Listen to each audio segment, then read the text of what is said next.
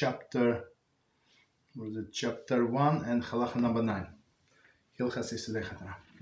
And it says, if so, what is the meaning of expression employed by the Torah below his feet? Here we go. And Shmos 24:10, written by his finger. So all of these are expressions. Written by his finger of God. Shmos 31:18. God's hand. Shmos 9:3. God's eyes. Bereshit 38:7. God's ears. Bamidbar 11:1, and the like. Okay. All these expressions were used to relate to human thought process, which know only corporeal imagery. For the Torah speaks a language of man. The only descriptive terms as a parent. 1 second. As a parent from Dvarim 32:41, where it says, I will whet my lightning sword. I will whet my lightning sword. Does he, meaning Hashem, have a sword? Does he need a sword to kill? Rather, this is metaphoric imagery. Similarly, all such expressions are metaphoric imagery. A proof of this concept. One prophet says that he saw Holy One, blessed be He, clothed in a snow white, as it says Daniel 7:9, and another envisioned him coming with a crimson garment from Beezrat. Okay, that's from Yeshayahu 63:1. Moshe, our teacher himself, envisions him, meaning Hashem, as at the Red Sea as a mighty man waging war, and at Mount Sinai saw him, meaning Hashem, as the leader of the congregation wrapped in talis. Okay, this shows that he has no image or form. All these are merely expressions of the prophetic visions and imagery. And the truth of this concept cannot be grasped or comprehended by human thought. This is what the verse in Eov 11:7 states. Can you find the comprehension of God? Can you find the ultimate bound of the Almighty? Okay. I'm not sure how long it's going to take us, but all right. As you see, it's very involved. So now it's like all this many ministers for Friedmans of the world and other clowns when they start speaking and they say no, Hashem has a hand. Yeah, but what does it mean hand? Right? It's something like and they explain, and I mean they try to go in the middle of the road maybe. To satisfy this opinion, that opinion, but if you see in our Torah, it's only one opinion, right? What Rambam said, and what the Rambam said, I need to remind us always that's the law. It's not his opinion, right? It's the law. Okay. So let's see. So let's go from the beginning, and as you imagine, there are many commentaries. Okay. Beezrat Hashem. We need a lot of Hashem's assistance in this. In all of them, but especially in this. Okay, so let's start. If so, what is the meaning of expression employed by the Torah, right, below his feet? Right, so meaning he has feet, and there is something below his feet, as I think I said last time or time before, right? There is a footstool. I mean, when we're talking about people, yes, you understand what is a footstool, but Hashem, right? And then written by his finger, written by the finger of God. Another expression: God's hand, God's eyes, right? God's ears, and the like. So let's see quickly commentary. For frequently the Torah uses whoa, what a word! Anthropomorphism to describe God. Not the Guide of Perplexed, Volume 1, chapters, many of them, where Rambam explains intent of these metaphors. So I guess all of these metaphors would be like would have much deeper meaning, because it depends on the content. But again, it's like it's only metaphors, right? So for us to understand, for us to human being to understand, and it's actually continuation what we said last time, and that we have like limited things that we can imagine based on what we know, right? So I know the eyes, I know right, I know the hand, and how the eyes work and how the hand work and what is the footstool is, right? And he looks in this direction, that direction. So we understand that, right? So meaning for us to comprehend the story or what is happening in simpler terms. Okay. Okay. Continue.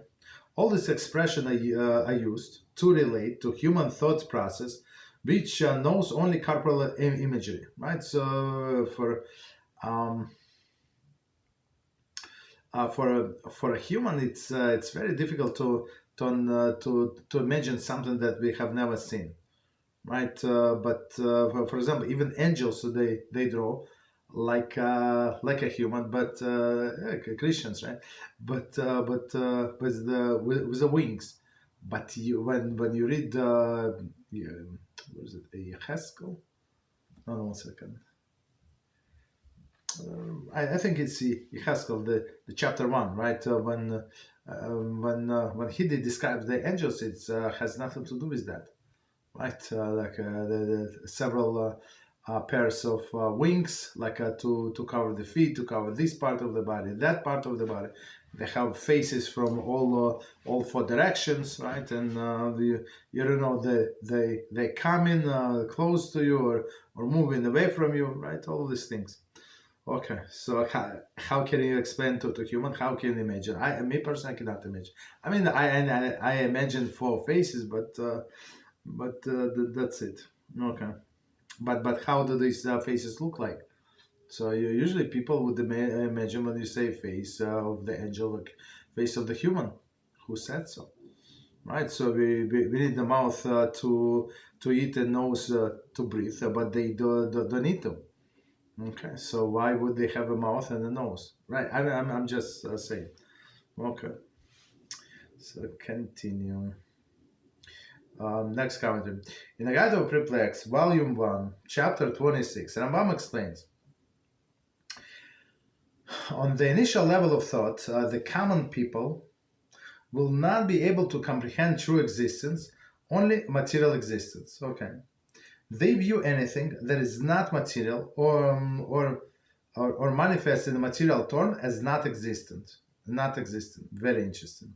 Thus, any quality which we consider to be expression of accomplishment will be ascribed to him, in Hashem, to show that he is complete in all terms and of the perfection. So let's try to understand what it says in this commentary. So again, Guide of Perplexed, on the initial level of thought. So I mean, for common people, especially in olden days. Now maybe people a little advanced, right? Compared to the previous days, but right. So right, because today we can imagine like a 4D, right? There are movies like cartoons and stuff like that. So we can imagine other things, right? AI.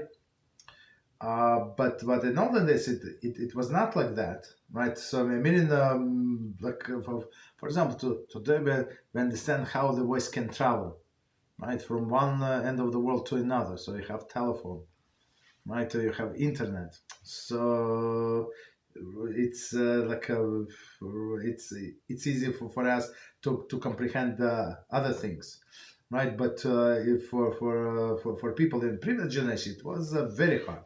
So, and they say, right, so in order for them to comprehend anything, right, comprehend true existence, only it must be of material form. So if it's not material, it does not exist. It's very simple. right? Right. That was the approach. Thus, Hashem had to write something in Torah that everybody can relate to in some sense. Okay. Thus, any quality which we consider to be expression of accomplishment, right, will be ascribed to him to show that he is complete in all terms and perfection. Okay. So continue. Right, and Rambam explains. So let me read the whole sentence. All these expressions were used to relate to human thought, the human thought process, which know only corporeal imagery. Right, for the Torah speaks in the language of man. So Torah was written not for the angels. Angels do not need the Torah, but who needs Torah? Us. So right, so it needs to be written on a level that we can understand, that we can comprehend. Right, it's the same thing when I was telling someone, right, somebody has limited language ability for whatever reason. So it's he's not even second language person spoke that language many years ago. What is many years ago? Maybe 20 years ago, right? When he was much younger. So now I instructed that person. So and plus he does not know how to read and he does not know how to write. I said you have to talk to him like you would speak to a child, right? Otherwise, if you speak to him like adults, not because he's stupid, but because of the language limitation, right? And so he would understand. Right, so very interesting. So same in a sense here that Hashem had to give us this message of His Torah on a level that we can comprehend. Commentary. The latter expression is found frequently in the Talmud, right? Meaning that the Torah speaks in the language of man. In the Talmud, the Talmud uses this concept to explain why the Torah employs certain stylistic techniques. For example, by repetition of the words. Sometimes these repetitions of the words they would explain, right? Die he should die, right? So meaning what? Meaning. For example, this person is going to die in this world, in the next world, right? So this repetition is not like the stylistic repetition. It was to convey deeper message. But sometimes Torah is going to say. I mean, when I say Torah, oral Torah, the Talmud is going to say it was added just for stylistic purposes. That's it. So, or sometimes, for example, Mishnah. In the Mishnah, they would add something to match the beginning, right? So it would be easy to memorize. So because in olden days, what they done, they would memorize all the Mishnahs, and there were special people who would remember all the Mishnahs by heart. And same with the students, they would know Talmud by heart. What does it mean, Talmud by heart? Very simply, all of the debates in the Talmud they would memorize from the teacher.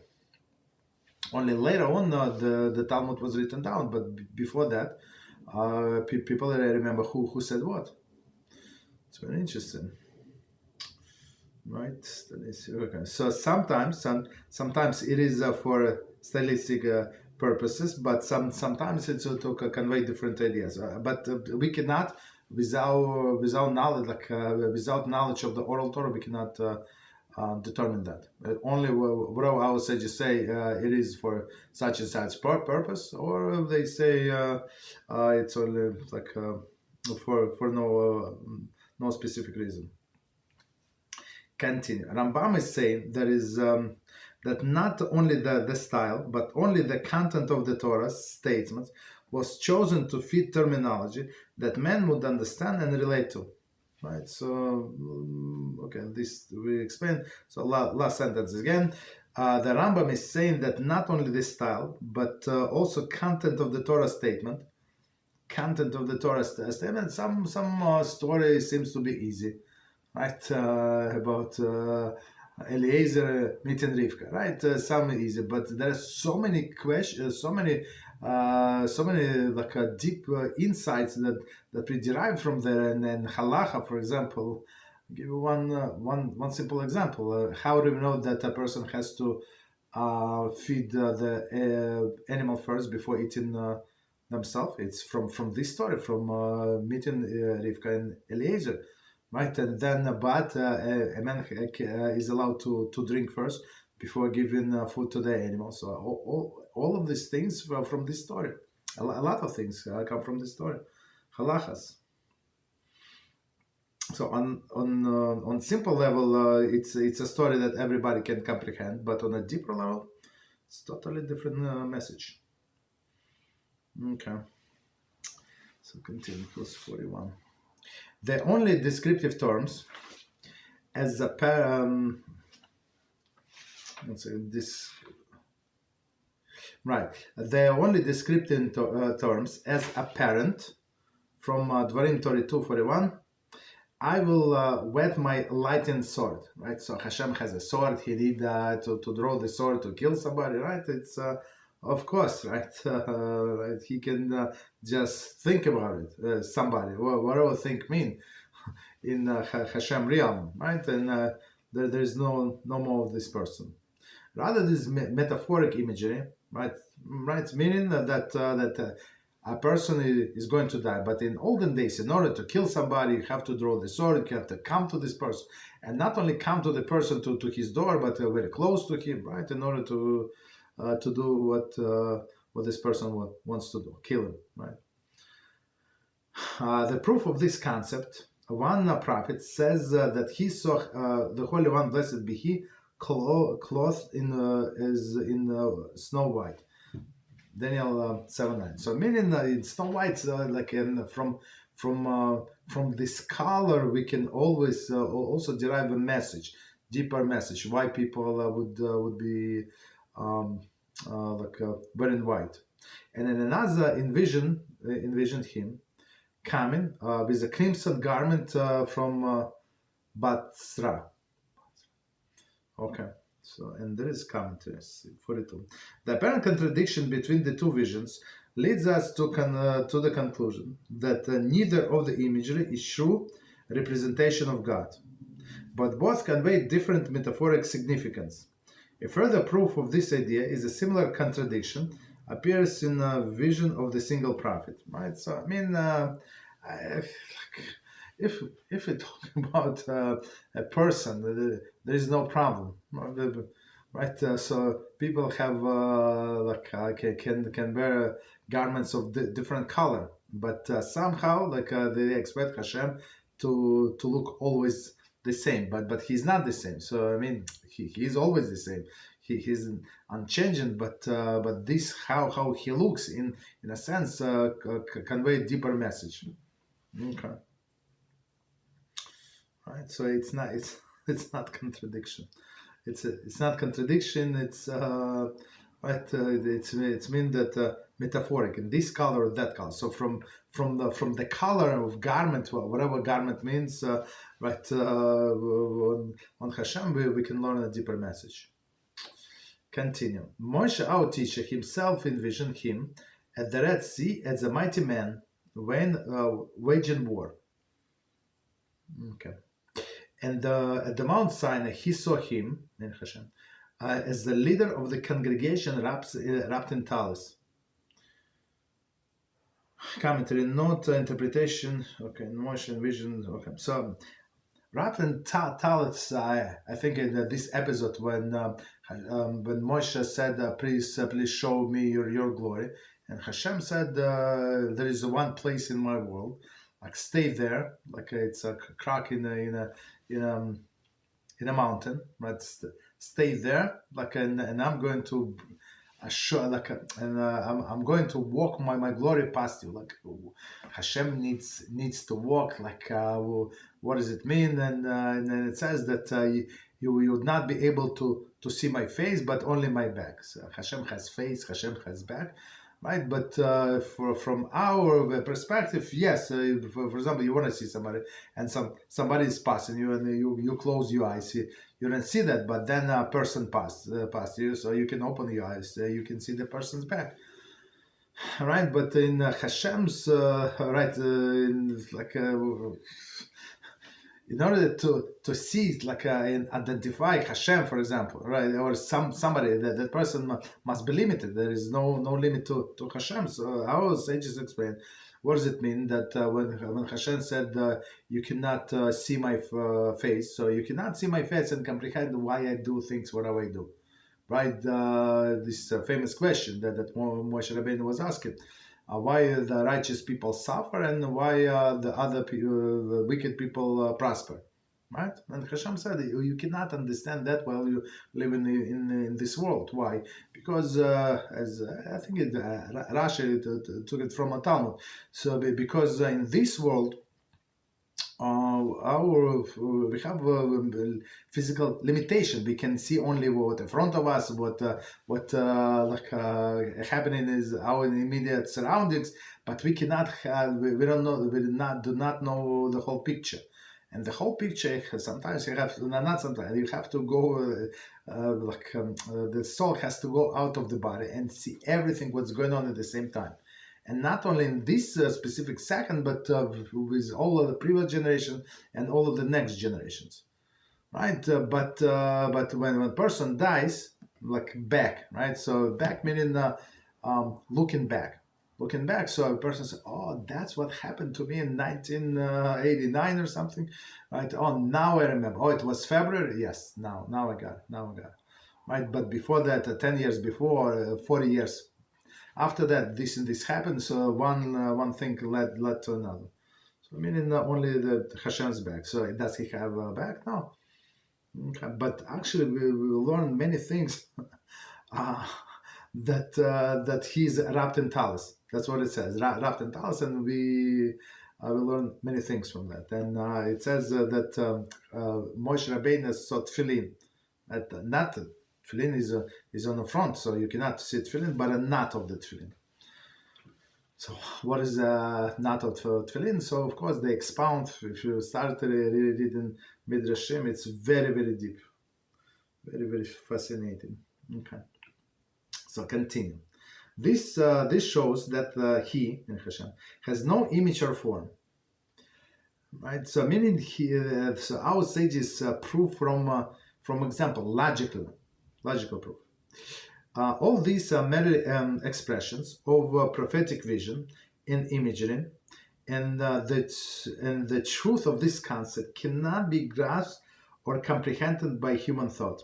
So, of course, what we said today, it's some limited comprehension that we have, and Rambam actually teaches, as what our sages teach, that on one hand we have to start doing. We're doing mitzvahs because Hashem says so, on one hand. But on another hand, we have to try to learn as much as possible about each aspect of the Torah. Why? Because yes, on a deep inside, we're never going to find out we're still alive, but still Hashem allows us to see many things. On a limited level, but still, the more you learn, the more you're amazed. Right. So, and last sentence says, this is what the verse Eov states, right? Can you find comprehension of God? Can you find ultimate bonds of the Almighty? So, and these Christians and other clowns, they try to humanize God. So because and why they humanize God, why they draw him as a man, right? Because of these things, and we have a clip about it, right? So when Hashem said, "Whoever wants to be mistaken, he's going to be mistaken," but he said many times in his story, you cannot comprehend God. All right, so let's stop here.